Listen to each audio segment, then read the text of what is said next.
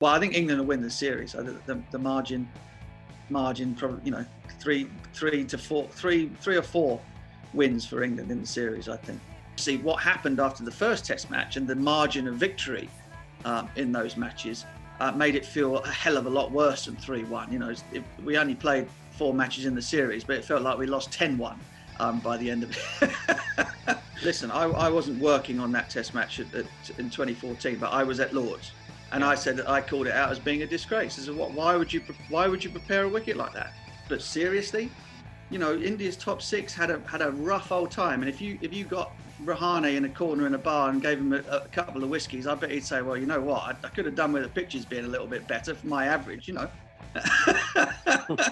big story over here as well, sort of saying that Owen Morgan is all powerful. It's like the William versus Harry of English cricket at the moment.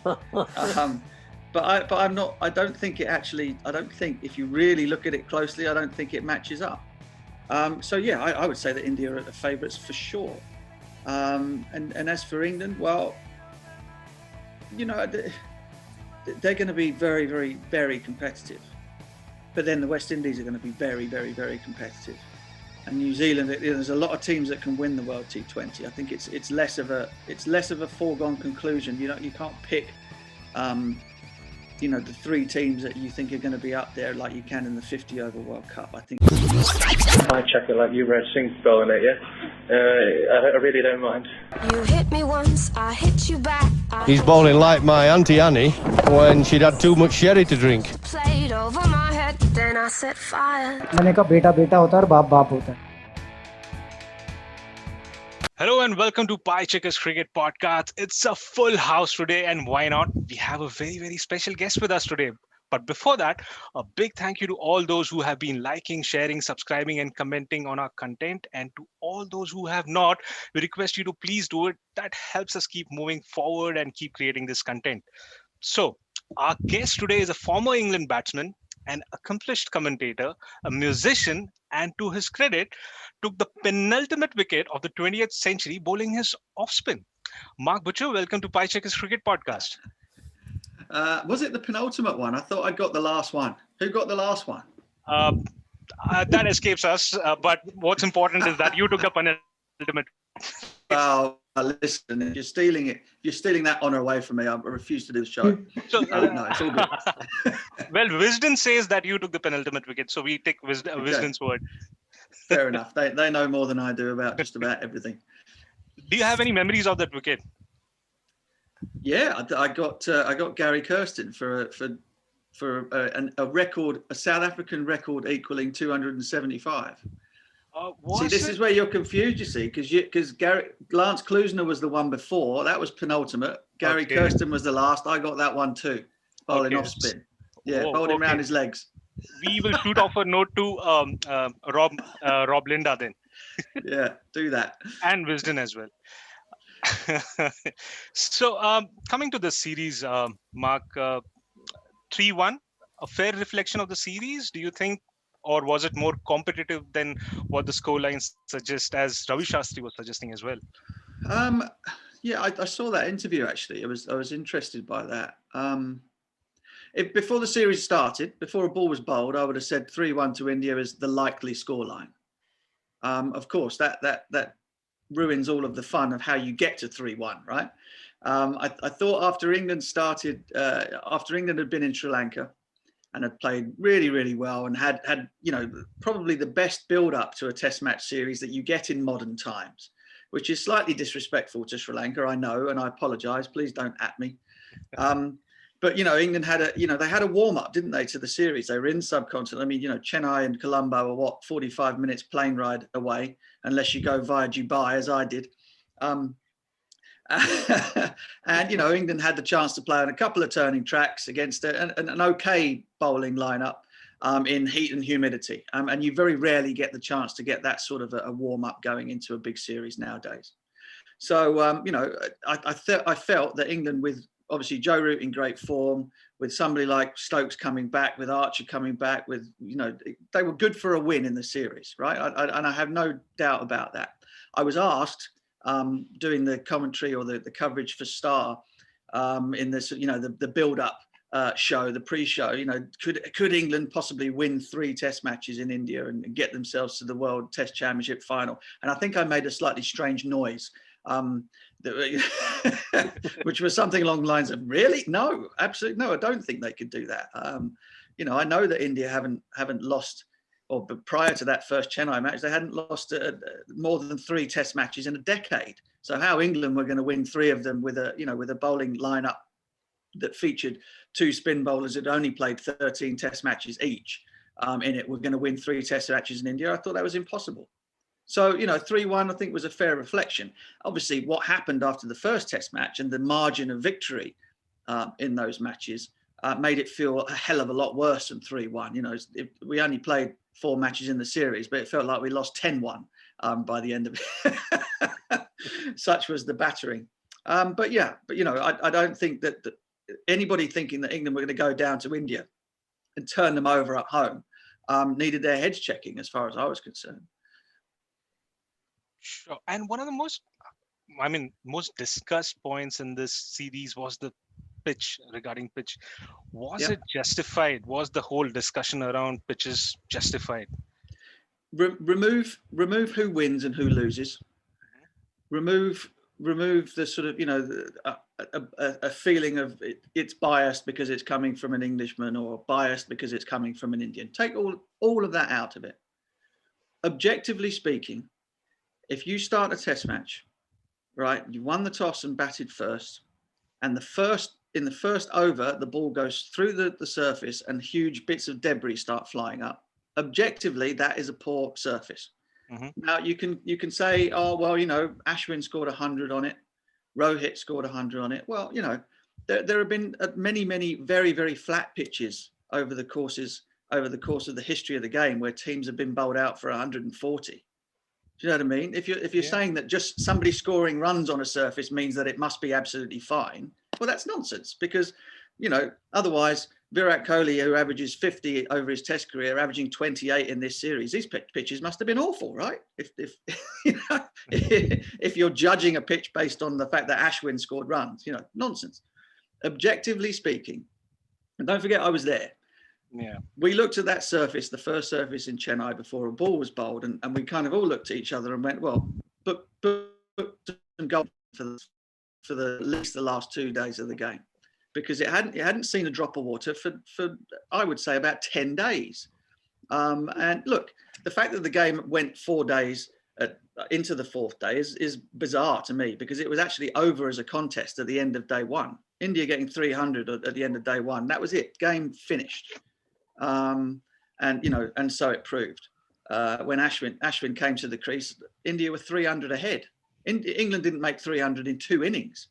Now, the other thing I'm asking people to separate here is the fact that England played very badly. Yes, they did. Yes, England's batting was not good enough. The pitches were not an excuse for England's bad batting. All I'm saying is that objectively, that was not a good surface. And then the one in Ahmedabad, exactly the same. Objectively, not a good surface. The one in the 4th Test was an absolute belt. It was brilliant. It was exactly what you'd expect. Turning up in India with a team who has a superior, superior team. India, a superior team in India than England. That's exactly what I expected to see for all of the Test matches, to be honest. And what happened at the end of it was that India proved how superior they were to England on a surface that was completely and utterly blameless.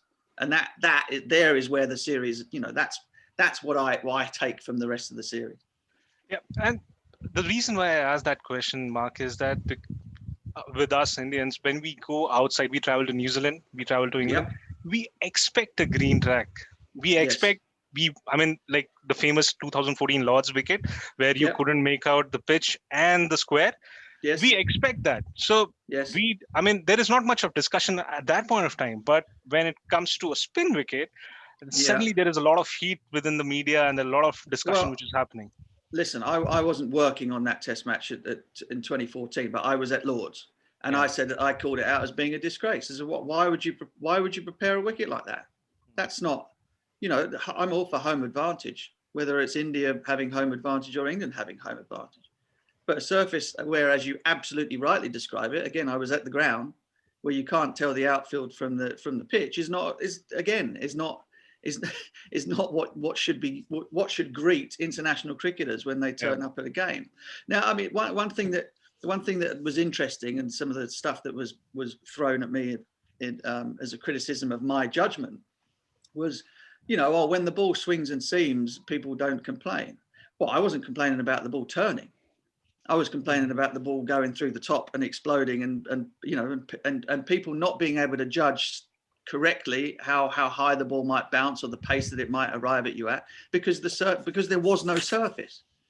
Now the equivalent to me is not the ball swinging and seaming. The equivalent to me would be starting a match in Brisbane, which had 2-inch crevasses running down the middle of it, as though it was starting on day 4. You would say that was unfit, right? You would say that it's underprepared, hasn't been prepared properly, hasn't seen enough water, wasn't ready to start a test match. Now, what happens to a pitch once the game has got into day 3, 4, and 5 is dependent on so many things, isn't it? It's dependent on the weather, it's dependent on the heat, it's dependent on the type of bowlers that have been running up and down on it. And that's where you get the variation once you're into a test match. All I'm saying is that it shouldn't start like that. Whether it's in England, whether it's in Australia, whether it's in India, the pitch should not start as though it's day 4. That is my complaint. And that's my only complaint, because I love seeing the ball turn. I think it makes for brilliantly exciting cricket. But don't forget, India have also got one of the best pace bowling attacks in the country. And although I don't know what Bumrah's personal reasons were. His personal reasons were, well, I'm not going to get a bowl, so I might as well not play in the last. This is an Indian team that would beat England anyway. Didn't need to play on surfaces where 4 out of your top 6 couldn't average more than 24, 25. Didn't need to play on pitches like that to beat England, or anybody for that matter. Couldn't agree with you more, Mark, on the pitches thing, because I personally believe that turn is okay, but first day that a lot of mud. I mean, groundsman was filling a bucket full of mud on the first day while cleaning the pitch, so that was pretty unacceptable to me as well personally. Now you talked about spin. Do you think in general, not about just this series, in general, the quality of defensive technique against spin, the way players play spin in test cricket has gone down, even for subcontinent teams like India, Sri Lanka, Pakistan? I mean, previous generations when India had the Fab Four like Sachin, Saurav, VV, Rahul, we got to see people defending better against spin. Do you think that has happened? And if yes, what could be the reason possibly? Well, I mean, look, I think that there's absolutely no doubt that the players of the past perhaps technically look better against a turning ball. One thing that players of the past did not have to deal with was DRS. So, all of us, and I played my last test match in 2004. I played plenty of test cricket against Harbhajan, Kumble, against Muralitharan, against Warne. I knew that I could play for turn, get it wrong, the ball would hit me on the pad on the front foot and I was not out. Right? And everybody, all of those players that you mentioned, the Fab Four and Sonny G and all those guys beforehand, they could play on raging turners or the pitches that spun or pitches that didn't spin, as was as much of a problem. And you would always have your pad as a second line of defense, and the umpire would not give you out. Just wouldn't. And now, if you miss it, you play for a tiny bit of turn, misjudge it on the inside, it hits you on the pad, you're out LBW. You don't play for the turn, it turns a little bit, you nick it to slip. That just changed the game immeasurably. So when you're sort of assessing the surfaces that you've played on, if you add the fact that you have DRS and you cannot play with the pad anymore, and you add that to the fact that the ball is turning so far or going straight on from day one of a test match, it's no wonder that the games are short, right? It's no wonder that Rahane averages 17, Kohli averages 28, Pujara, one of the great defensive batsmen in world cricket, averages 22. England were terrible, but India couldn't score any either. Rohit was magnificent. Hats off, incredible performance, incredible. And Pant is one of the most exciting players in the world right now. Just brilliant stuff. But seriously, India's top 6 had a rough old time. And if you got Rahane in a corner in a bar and gave him a couple of whiskeys, I bet he'd say, well, you know what, I could have done with the pitches being a little bit better for my average, So look, so I have a lot of sympathy with the modern player because it's very easy to sort of from the past to look at it and go, well, none of these guys have got a clue. They all, the bats are coming in from all sorts of different angles. And yes, when you're struggling to locate the ball, your technique starts to fall apart a little bit under that sort of scrutiny. But all I will say is just give them a bit of a break, and please don't compare them too much with the guys who've gone before who didn't play with DRS. If they'd played with DRS and were brilliant then, I'd say, okay, fine. It's a fair judgment, or it's a fair comparison. But they didn't, and we will never know. So, at the moment, give them a bit of a break. Sure. Let's not compare them to past, but contemporaries. Who do you think is currently the best player of spin in Test cricket in the world? Well, I mean, Rohit has given himself quite a big pat on the back, hasn't he, in that series? I mean, again, the comparison is a tiny bit unfair because most people would say that England's spin bowlers were half as good, even though Jack Leitch bowled very well, were half as good as India's, right? But if you take that as being a fact, then you look at the numbers for the as I've said before, the Indian batsmen. You go, well, they've not done very well against a bowling attack that's only half as good as the one that we've got, So it's interesting. If you look at it again, I try and look at all of these things not from the point of view of being English. I'm just looking at the thing as a whole and going, okay, England were terrible. India, a lot of India's players weren't very good either against bowling that wasn't comparable. So who else? Who else would I say? I mean, what would be really interesting would be to watch India's batsmen play against India's bowlers on those decks and see who won. Now, I've got a funny feeling that Akshar is still taking a lot of wickets playing on those pitches, given the way that the Indian boys play. So, I mean, look, I don't know. You guys tell me who are the people around the world that you think who are playing right now, who defensively would be able to cope with what we saw, particularly because Joe Root had played magnificently in Chennai, okay. But then by the time it came to the second innings, England got bowled out for 174 when it had started to get difficult. And from that moment on, he didn't score another run. But I think, Root, the way that he played in those matches in Sri Lanka and in the first test in Chennai proved that he's a fabulous player of spin. But it became too much for even him. So, it's interesting. You would have said that Kohli is one of the better players. Well, Don Bess, I'm hearing the worst off spinner to ever play cricket. Bowled him, got him sorted out, didn't he? Exactly. Moeen Ali on day one of a test match bowls him through the gate with the ball that pitched that far outside off. So, I think Rohit is winning. He's the champion of the world right now, given what we've just seen. Sure, how do you feel about Kane Williamson then? Well, yeah, I mean, he's a wonderful player all round. I've not seen him play in India for quite some time, but I would say that, there are a few. Okay, here's one for you, Steve Smith, because I go back to the last time that I was in India when England weren't involved, and Steve Smith scored an unbelievable 100 on that deck in Pune back in 2018, which was awful too. I seem to remember people being very upset about that one. Again, it was underprepared. It hadn't had a drop of water. There were holes in it. It was a shocker. And Steve Smith played an unbelievable knock to make 100. I think it was in the third innings of the game, wasn't it? Yeah. So he's pretty incredible too. None of these things are impossible. Scoring runs was not impossible. Otherwise, Ashwin wouldn't have been able to make 100, and Rohit wouldn't have been able to play that he played.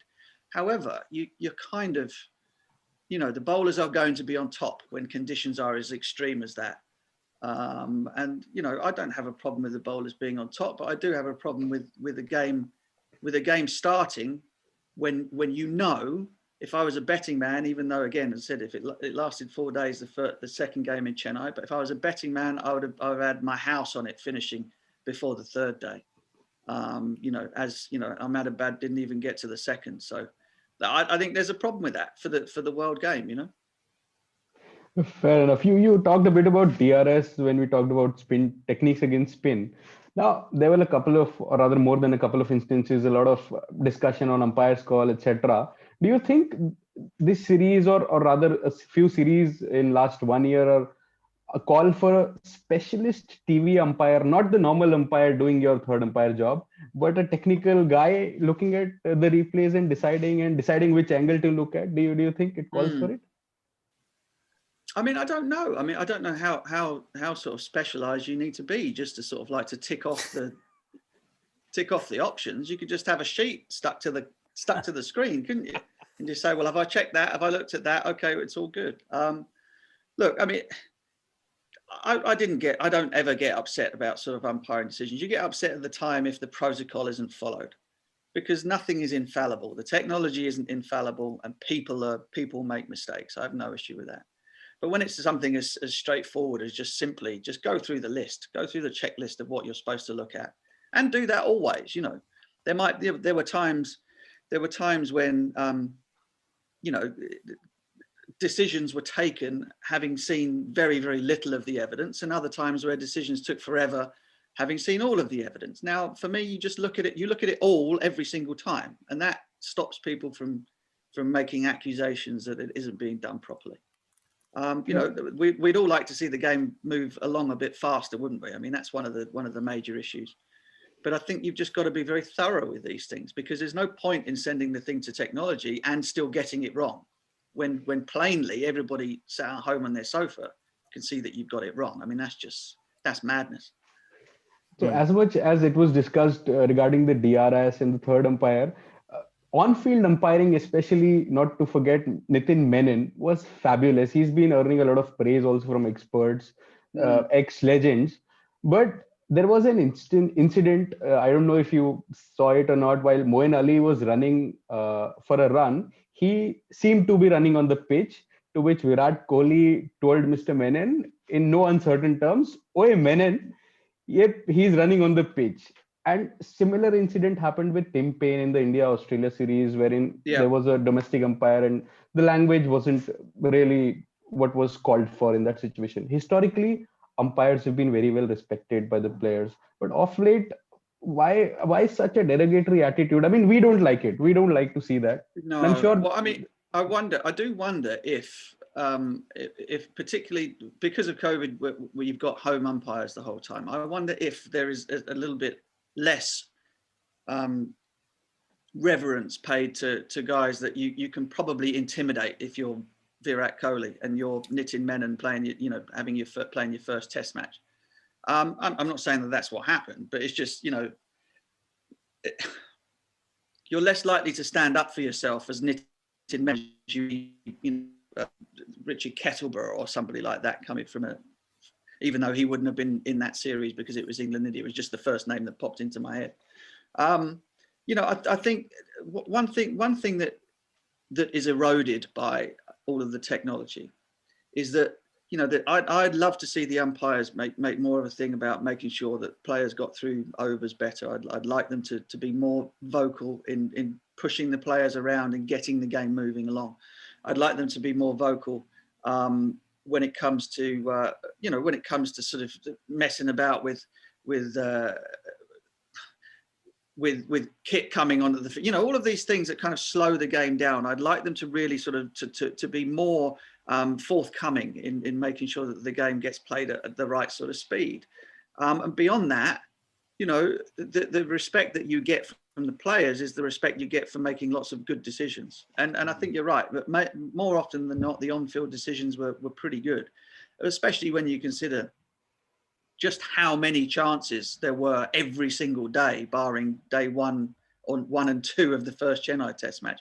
Every day there was potentially 12 to 15 wickets taken.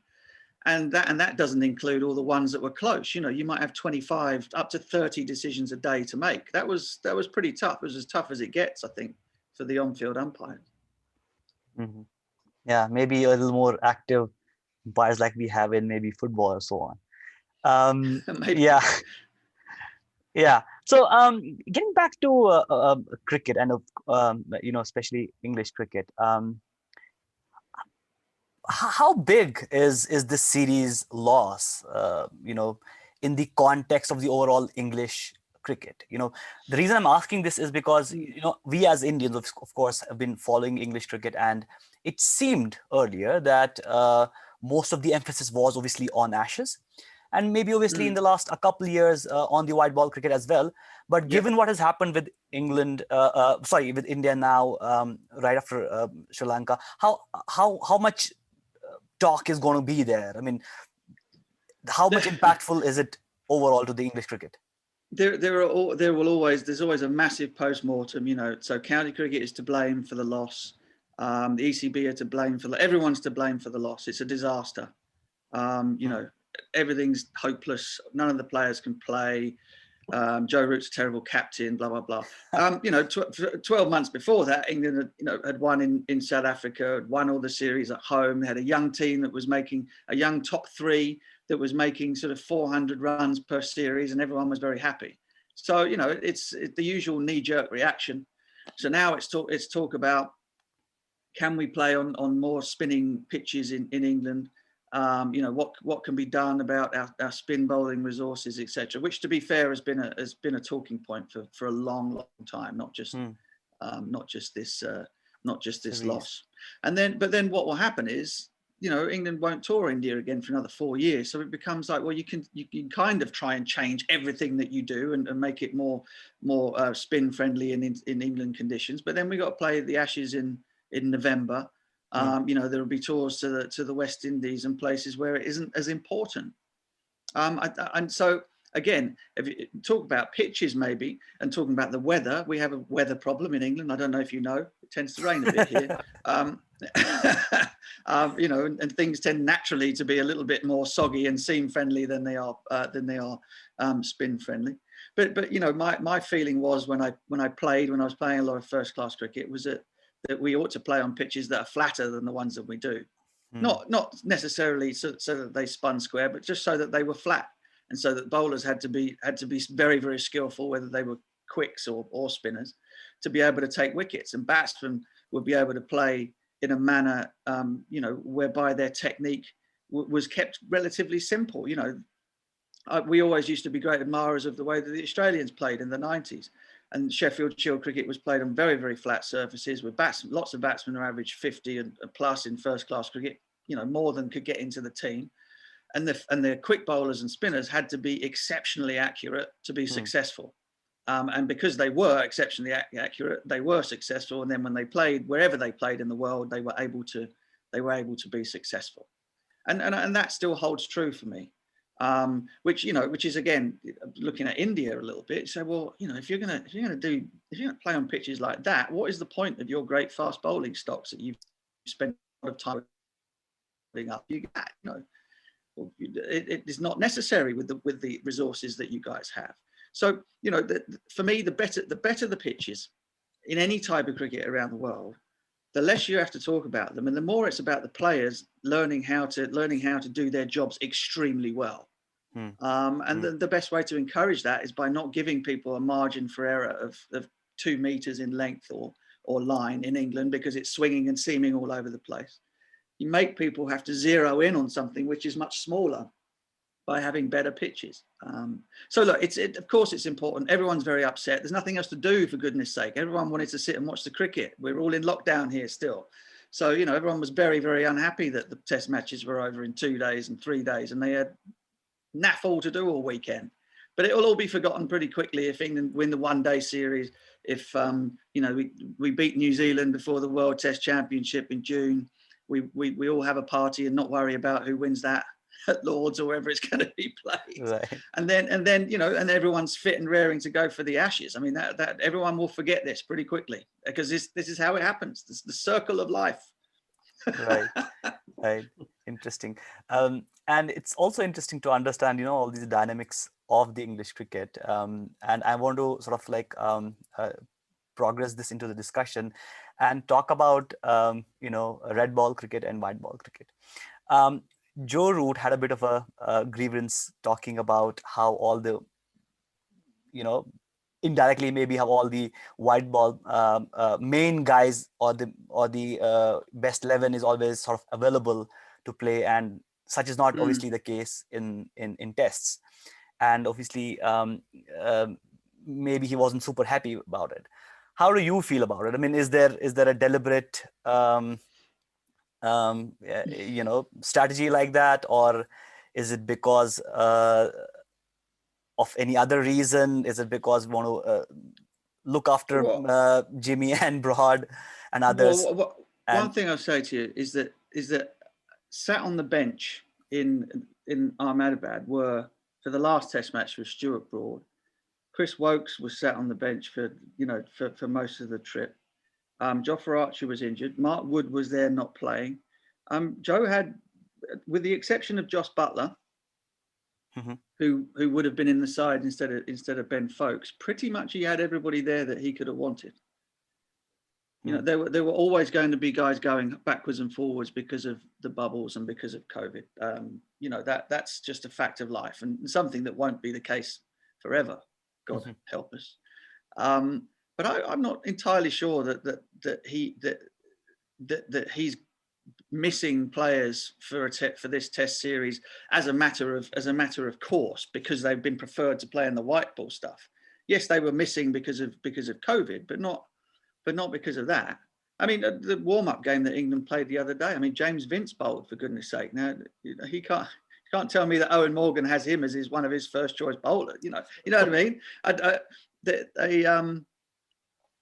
It's an interesting one, because as far as the squad was concerned, as far as I could see it, England had pretty much everybody that they could have wanted at one time or another for that Test match series. Because the top three was always likely to look like Burns, Sibley, Crawley, Joe Root at 4, Ben Stokes at 5, Ollie Pope at 6. That's a top 6 that he would have picked. Nothing would have changed in that. There's nobody else that he would have brought in. Jos Buttler 7 instead of Ben Foakes for sure. Moeen Ali maybe, but they'd already made that decision prior to the series going on. So I'm not entirely sure that that's accurate. I know it's been quite a big story over here as well, sort of saying that Owen Morgan is all powerful. It's like the William versus Harry of English cricket at the moment. But I'm not. I don't think if you really look at it closely, I don't think it matches up. There's also been a narrative in the English media that Dom Bess and Johnny Bairstow have been mishandled to some extent by the English management. Dom Bess specifically, I guess, getting dropped after the first Test and not showing much confidence in him. And in the case of Johnny Bairstow, I guess this has been happening for 2 to 3 years, wherein they take the gloves away from him to fit Buttler into the side, whether or not he deserves to be in the side based on his first-class record. And Bairstow shut down the order. Today, he's the guy, we don't know if he's going to bat at number 1, he's going to bat at number 6, 1 down or number 6. And this might have affected the confidence of both these players. What's your take on that? Yeah, well, for Johnny, for sure. I mean, he there was a brilliant episode in the final Test match in Sri Lanka, where what's the keeper's name? Dick Weller. Dick Weller had made a few runs in the second Test, and was quite chirpy behind the stumps. Now, and everybody knew that Johnny Bairstow was going home after that second Test match. So Dick Weller is basically just chirping him, saying, "Oh, why are they sending you home? You're their best player of spin," type thing. And Johnny's quite a sort of a sensitive-ish type character, right? And this was going in Johnny's ear. It was not sledging as such, but saying, "Oh, why are they sending him home?" And all the lads were sort of having a laugh. And before you knew it, Johnny had run down and slogged one straight up in the air. He wasn't unhappy. He was unhappy about his rest period. He didn't want to, because he felt that he had a chance to nail a place at number 3, and that missing a couple of games would mean that he was behind when he came back again, which is exactly as it panned out. I mean, I wouldn't have played Johnny, I don't think, in those 2 Tests, because even though he replaced Rory Burns at least had played a couple of innings where he got to 20 and 30. I mean, how big is a 20 and 30 given the way that England batted? But had sort of got a little bit acclimatized to what was coming. So I thought that he stood as good a chance of making a few runs as Johnny did coming in cold. So Johnny would have a reason to complain, I think, about that. But again, that's something that they decided was going to happen. Everybody knew it was coming. Some of them were probably happy about it, others not so. That's bloody unfortunate, I'm afraid. And the other one was Dom Bess. Bess, he's done unbelievably well as somebody who is probably not the most naturally gifted kind of, off spin bowler. But he's taken wickets and has been tenacious. Like I said, the Kohli wicket in the first test was a superb piece of bowling. He bowled really nicely to pick up 4 for.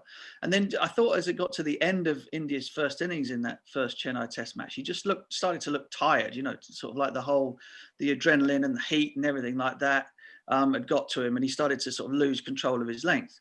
And then sort of second innings, he bowled, crikey, it was just like a full toss every other ball. And so I thought, well, okay, maybe they'll ask him to sit a test match out. Mo'd come in before he goes back, no issue. But then to leave him out again, he gets a chance to have a bit of a rest, do a bit of work on his game, and come back in. Of course, he's going to play in the third test match at Ahmedabad. And England picked 4 seamers on that. 4 seamers on that deck. I mean, crikey. You can talk about sort of all of the other things that went wrong, but that. And then to only pick one in the, anyway, that's just bizarre. 1 seamer in the last test with Stokes and 4 seamers in the one previous is just incredible. And so Dom Bess sits there watching that, thinking to himself, blimey, if they don't trust me to be able to land a few and turn a few on that, then they really think I'm terrible, right? And so, he had to play. Of course, he was going to play in the last Test match in Ahmedabad, but he looked a shadow of himself. He was, just devoid of confidence, more full tosses, remonstrating with himself every time he bowled a bad ball. And he wasn't doing that before. He was able to rectify errors and be able to sort of settle back in and bowl, if not brilliantly, but at least tightly. So, it's interesting. Jack Leitch, I thought, got stronger as the series went along. He's still just a regular sort of left arm spinner, really. There aren't too many great variations in flight or dip or anything like that. There's nothing fancy about what he does, but he's kind of reliable, and he got more reliable as the series went on. And frankly, that's all you needed to be. So Leitch will probably go back to the pecking order as England's #1 spinner if they continue to have this fallout with Moeen Ali, and that's where England are. But Dom Bess is going to have to. He plays at Yorkshire now. He's moved from Somerset, where they played on a lot of turning decks. He's going to Yorkshire, and he might not get much cricket in the first part of the season because Headingley, April, May, it's time for seam, isn't it? Seam. Monty Panesar is in India playing in the Legend series with the KP and all against. And he pretty much ran through Tendulkar, Sehwag, and everyone yesterday, I guess. Yeah. So there was always that option. Yeah, absolutely. Well, why not? Why not? I mean, again, he would have bowled magnificently, wouldn't he? I mean, let's talk about Akshar. Did any of you guys see him doing what he did in this series? I mean, he's played very little in the way of first-class cricket and stuff. What did you make of that? Yeah, I think if we wanted a replacement for Jadeja, we couldn't have asked for more. Nobody expected that. No. And the fact that he was taking more wickets with the straighter ball rather than the spinning ball was also a surprise. But one thing about him is that he's really accurate. He doesn't give away much. So the wickets were a bonus, obviously, but we didn't expect him to concede a lot of runs. Well, I mean, so there you go. I mean, sort of talking about somebody like Dom Bess now, had he had the chance to play in either of the middle 2 Test matches and found that his margin of error had kind of grown by quite some considerable distance because of the nature of the way the ball would either spin or not. Who's to say that his confidence wouldn't have come back in bundles if he'd picked up 3 or 4 wickets, in those games, and then you don't have the problem anymore. But I think I don't know, it would do something terrible for your ego as a spin bowler, or like if you're a quick bowler and you fancy yourself a little bit and you get left out for a spinner at Perth, you'd be that would not be good for your heart, right? And I'm guessing that Dom Bess watched those two test matches in Chennai and Ahmedabad and thought, wow, I'm not good enough to bowl on those, and that's not very good for you. Just speaking about the seamers for a second, I guess what you could call Jimmy's last tour to India, and we had the benefit to see him one more time in India. He looked good, obviously. Where the pitch provided something. Do you see him carrying on till the end of this year's Ashes, or is this possibly a summer swan song for him in England? He will try. He will do his very best to make sure that he's available for selection. Yeah. I mean, it's difficult because I've watched bowlers, sort of great England seam bowlers, kind of come to their end on, and it's ugly on Ashes series. Gus Fraser was the one that sort of springs to mind. So before the 98, 99 Ashes tour, Gus had taken an absolute shed load of wickets at home against South Africa. And then went to Australia and just got battered everywhere we went. Just a slight lack of pace, no seam movement, as you know, you're not expecting the ball to move off the seam in Australia, and just had these young blokes in the state games running at him and banging him back over his head. And so, obviously Pant did the same to Jimmy with that second new ball back then, and that's always the fear, I suppose. But you saw in that series, Jimmy Anderson taking those wickets in the first test was down to incredible accuracy and a mastery of a ball when he can get it moving laterally in the air. So the surface didn't really have a massive amount to do with the wickets that he took in that test match. It was a reverse swing, and he had a window of 4 or 5 overs where the ball went quite big, and he made absolutely the most of it. So those periods are few and far between in Australia. You don't see the ball doing that very much. So, but listen, he's a champion. He will be trying his absolute best to make sure that he's first name in the team sheet for that trip. Whether or not it will be a trip too far remains to be seen. And you'd be a very brave man in England if you're an England selector to leave him out if he's fit, I guess. So just pray that it doesn't end up the same way as it did for Gus. We feel he may still be fit 2-3 years down the line. I'm not sure. He looks incredible. Yeah, looks incredible. Yeah. And coming from a legendary fast bowler like Jimmy to a newbie maybe in international circuit, Jofra. I mean, the way he started in that Ashes series versus Australia and then did well in South Africa, struggled in New Zealand a bit. Do you think he's a better T20 bowler and a Call of Duty player than he is a Test bowler? and tweeter as well. Don't forget the tweets. Yeah. Do you think? I don't know. I mean, I haven't. The sample size is so small for him in Test match cricket. I mean, everybody in world cricket is very excited about what he could be as a Test match bowler. Obviously, these injuries might keep him all from building up the sort of match after match, building up that sort of CV. I don't know. I think it depends. It depends very much on him. I don't know whether, particularly if bubble life continues the way that it does. This is what I worry about for a lot of players. Is that hopefully this will be the end of it. We get to the middle of our summer and things go back to normal. But I think that the more this continues and the more people just start thinking to themselves, man, this is hard. This is really hard. I'm going to pick and choose.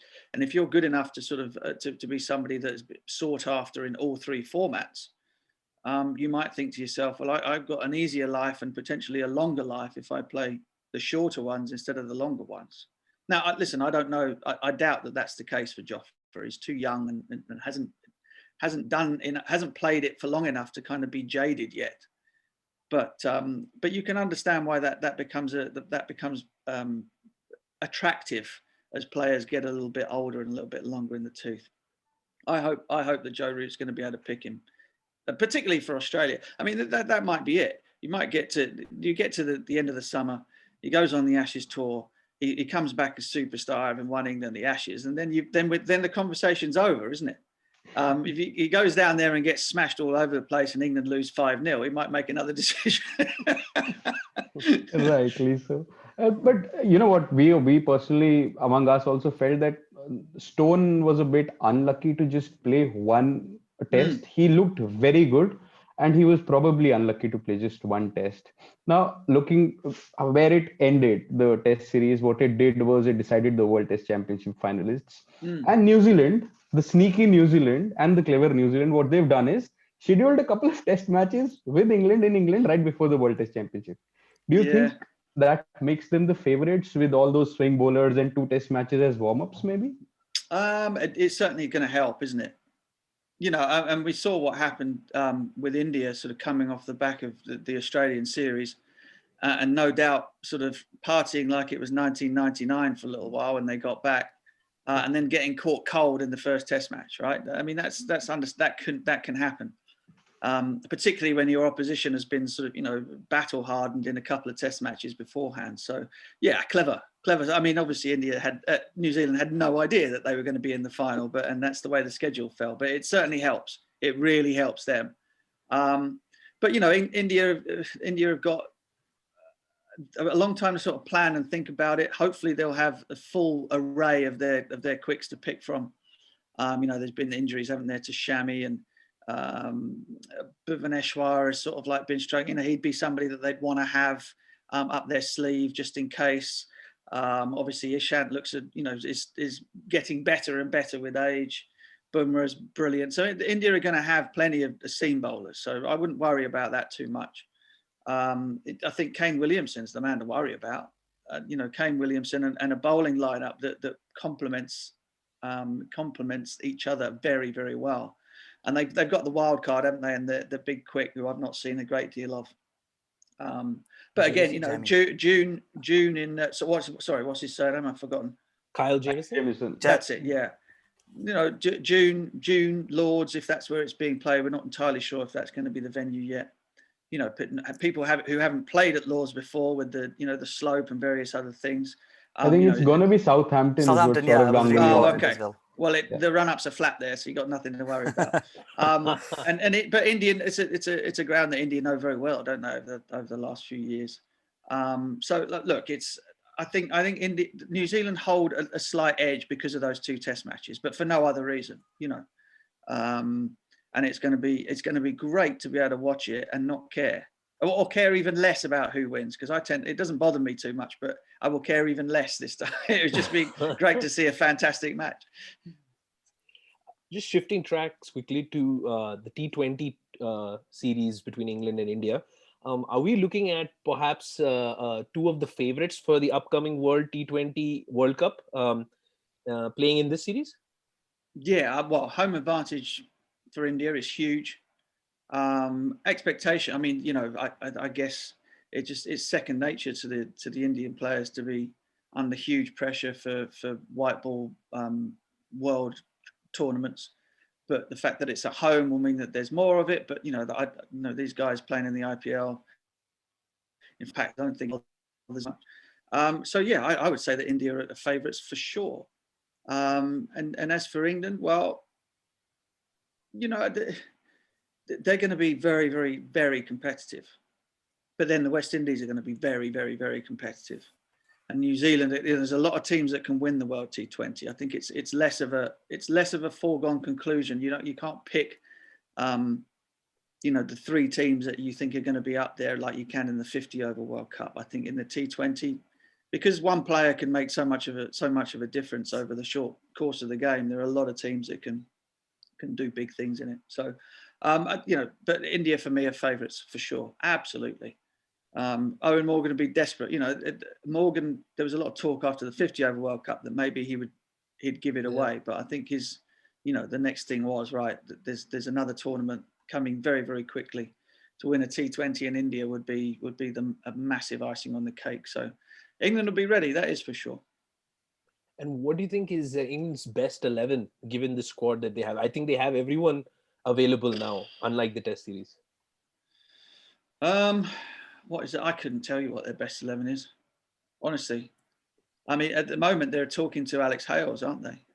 Or there's been a conversation between Morgan and Hales, because Jason Roy's gone off the boil a little bit since the World Cup. Hales would certainly make that squad stronger and make it even less likely that a player as good as Joe Root appears in England's squad, let alone in the 11. You got Milan, you got Morgan, whose form has been unbelievable in the last 12 months or so.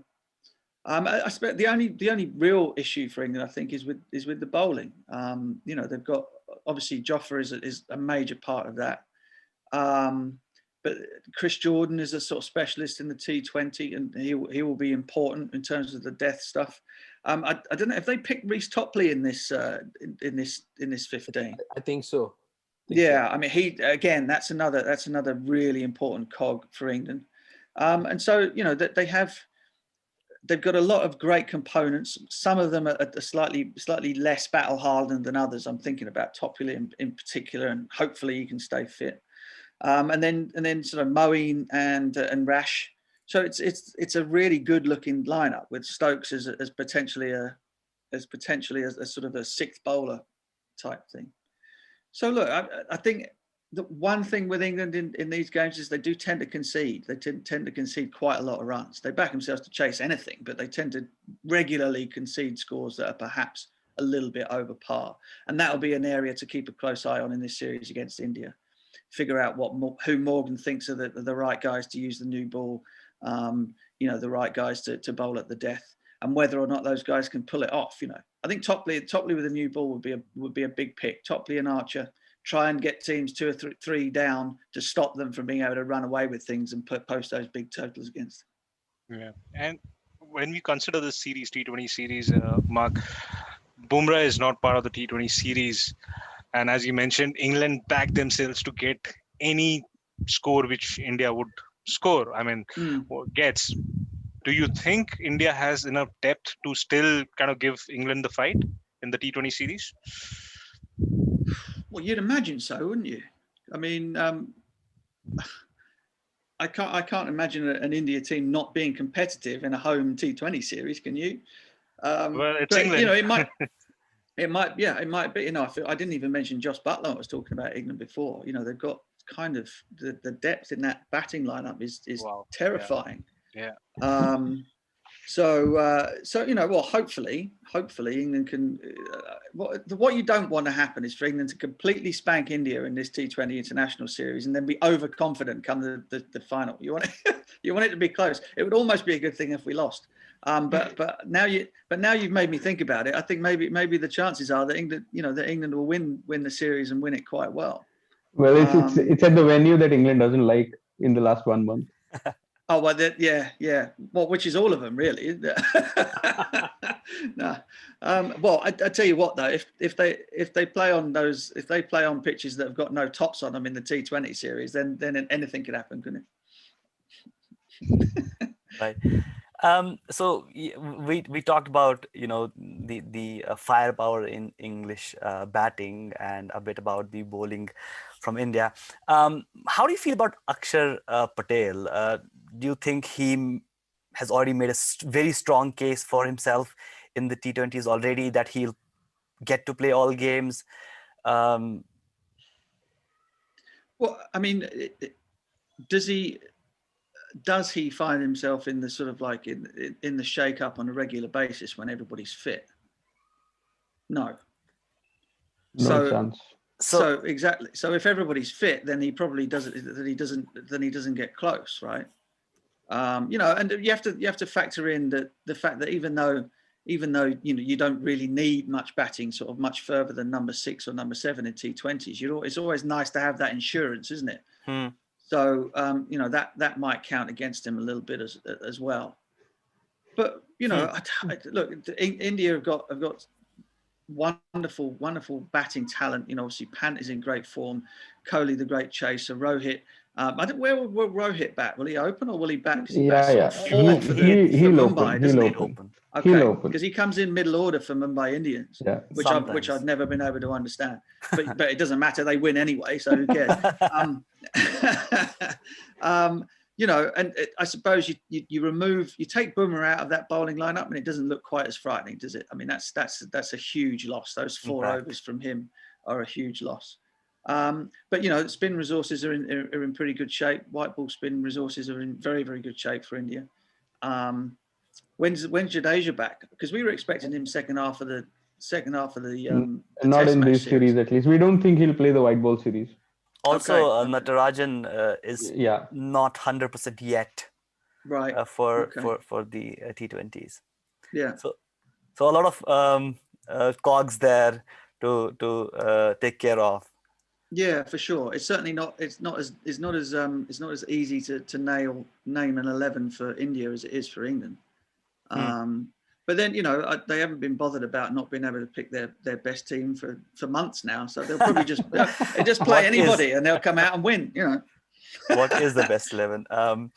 Sure. So not being able to finalize what the best 11 is, but can we sort of pin on how the series will pan out? Maybe you can call the series. Let us know how you feel about these 5 T20s. Well, if I was asked the same question as I was at the beginning of the Test series, can England win 3 matches and get themselves into a World Test final? Then I would say I would not make a strange noise. I'd just go yes, yeah, yeah. I think England will win the series. The margin probably 3 or 4 wins for England in the series. I think, which sounds punchy, but given the 2 sides and where they are in terms of being able to pick their best team at the moment, I think England have the edge for sure. England with the edge for sure. And with that, we are out of time. And thank you so much, Mark, for joining us. Thank you you've been very gracious for sharing, taking our time to talk to us. Thank you so much. And hopefully we can have you another time.